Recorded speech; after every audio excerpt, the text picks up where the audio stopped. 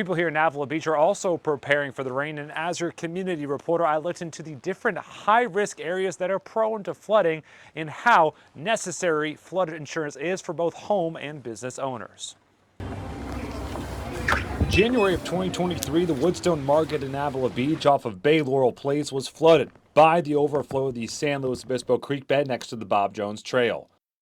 There was just water up to everybody's knees.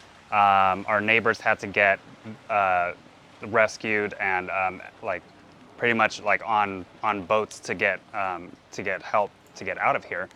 The new owner of the market, who took over the place in August of 2024, was required to get flood insurance in order to own the property.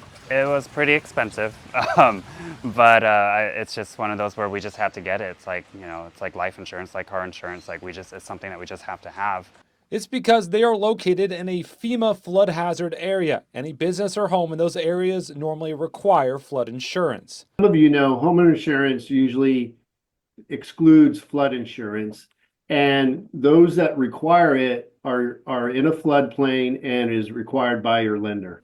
From businesses to homes, in SLO, John Couch moved to his new home off of Choral Street in 2020 that is considered to be a high-risk area where he claims that previously it was exempt from flood insurance. It was about 6 or 7 pages of paperwork, but it had expired. And when I explored renewing that, the cost to renew it was greater than the flood insurance.